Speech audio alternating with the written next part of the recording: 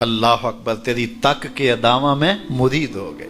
اس بوڑھی عورت کا قصہ بھی آپ نہیں بھول سکتے، جو گھر کا سامان باندھ کے اپنے دروازے پہ بیٹھی ہوئی تھی، اور اس نے سنا تھا مکے میں ایک جادوگر آیا ہے، جسے ملتا ہے اس کا دین چھین لیتا ہے۔ کہیں ایسا نہ ہو کہ کہیں اس سے ملاقات ہو جائے اور وہ دین ہی میرا چھین لے، مجھے شہر چھوڑ دینا چاہیے۔ گھر کے تھڑے کے اوپر سامان باندھ کے بیٹھی ہے، حضور بھی گزرے تو اس نے دیکھا تو کہا، بھتیجے یہ سامان میرے سر پہ رکھ دے۔ حضور نے سامان اٹھایا، دیکھا تو بوجھل تھا، وزنی تھا، اور بڑھیا کو دیکھا تو کمزور تھی، تو کہا کہ بڑھیا اگر چاہو تو جہاں چاہتی ہو میں خود نہ چھوڑا۔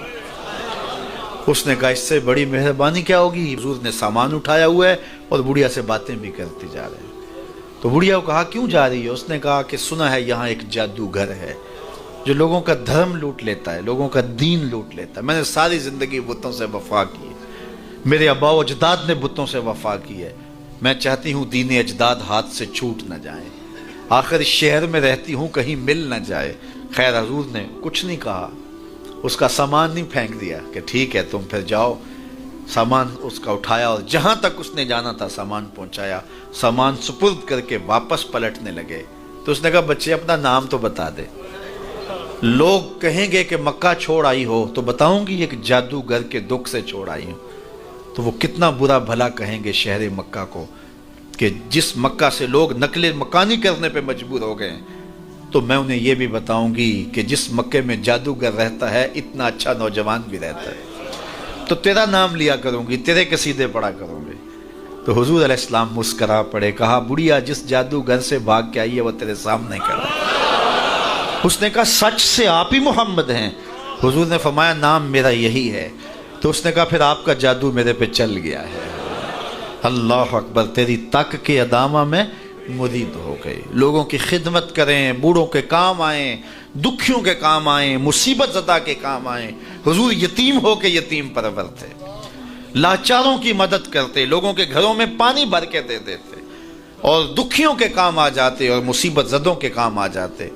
تو حضور سے پیار کرنے والوں، امت میں آپس میں حسد نہ پھیلاؤ، بغض نہ کرو، نفرتوں کے پہاڑ کھڑے نہ کرو، ایک دوسرے سے پیار کرو، جڑو، امت وحدہ بنے، اور اپنے ماحول کو، اپنی معاشرت کو ایک خوبصورت معاشرت کا رنگ دو، اور اپنی زندگی کو حضور کے نام کر دو۔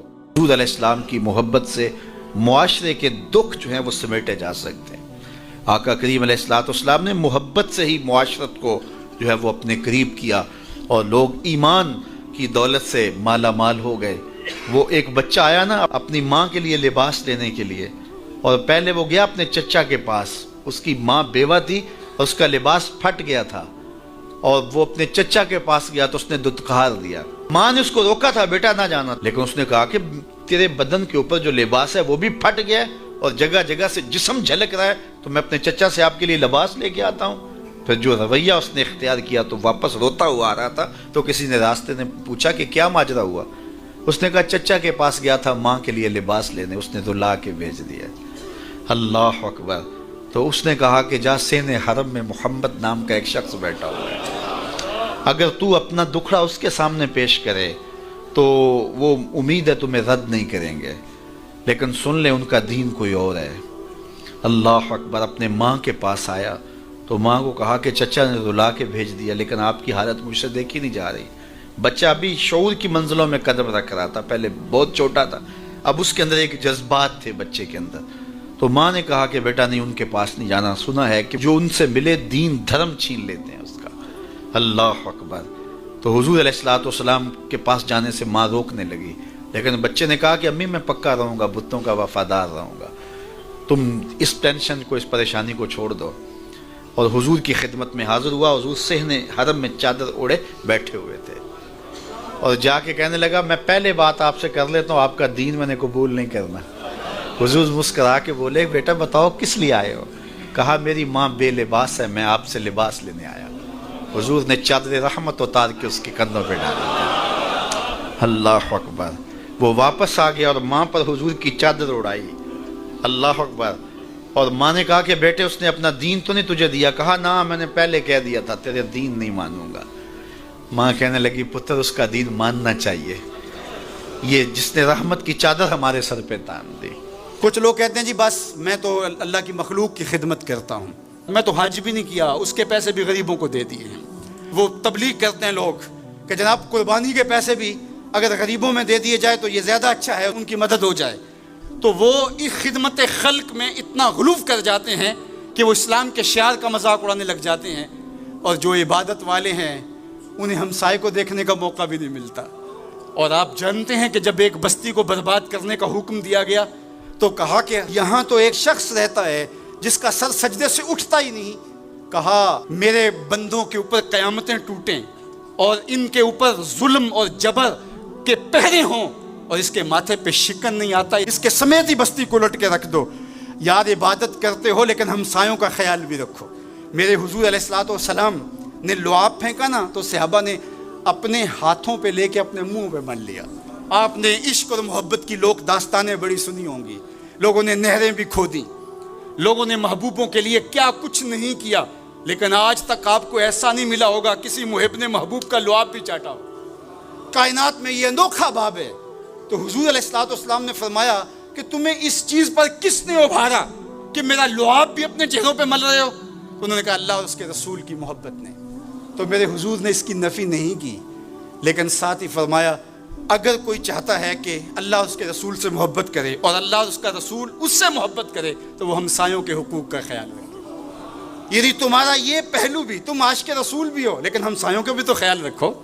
تمہارے گھر پہ جھنڈا تو لگا ہے حضور کے میلاد کا، لیکن اگر ہمسایوں کے گھر میں اندھیرا ہے تو یار اپنے گھر میں اس سال اگر چراغاں نہیں کر سکے، غریب ہمسائے کا میٹر کٹ گیا اس کا بل دے دو، آمنہ کا لال زیادہ خوش ہوگا، میلاد والا رسول زیادہ خوش ہوگا۔ اس لیے دونوں پلڑے برابر رکھو، نہ تو عبادات کے زعم میں تم خدمت خلق کو اور ہمسایوں کے حقوق کو، رشتہ داروں کے حقوق کو بھول جاؤ، اور نہ یہ کہ تم خدمت خلق کے نام پہ عبادات کا مذاق اڑانے لگو۔ وَكَذَلِكَ جَعَلْنَاكُمْ أُمَّةً وَسَطًا۔ ادارت المصطفیٰ دونوں بازوؤں کے ساتھ اڑنے کی فکر رکھتا ہے، اور امت وسط کے مزاج کو لوگوں میں راسخ کرنا شروع ہوتا ہے۔ ظاہر ہے جب کبھی اس بازو پہ زور پڑے تو کبھی اس بازو پہ زور پڑے تو بازو جھکنے لگتے ہیں، تو میرا اللہ مدد کرتا ہے، نصرت دیتا ہے۔ تو کبھی ہمارے کسی بازو پہ فتویٰ بھی آ کے جو ہے وہ زور ڈالتا ہے، کبھی کسی فتوے کا میزائل لگتا ہے، لیکن ہم تو بلے شاہ کی بولی میں کہتے ہیں بلے آلو کی تینوں کافر کافر آکھن تو آہو آہو آکھ۔ ہمارا کام الجھنا تھوڑا ہے، ہم نے تو آگے بڑھتے ہی چلے جانا ہے، اور ہماری منزل تو مدینہ ہے، ہم نے تو اس کی طرف عازم سفر رہنا ہے۔ ادارت المصطفیٰ ایک فکر کا نام ہے، اور وہ فکر جو مدینے کی ضیاؤں سے پھوٹتی ہے، گنبد خضرا کے جمال کی روشنی ہے، اور وہ مصطفی نہیں ہو سکتا جس کے دونوں بازو میں سے ایک بازو شل ہو۔ حضور کی امت سے جس کو پیار نہیں ہے، حضور کی امت سے جس کو محبت نہیں ہے، حضور کی محبتوں کا کبھی بھی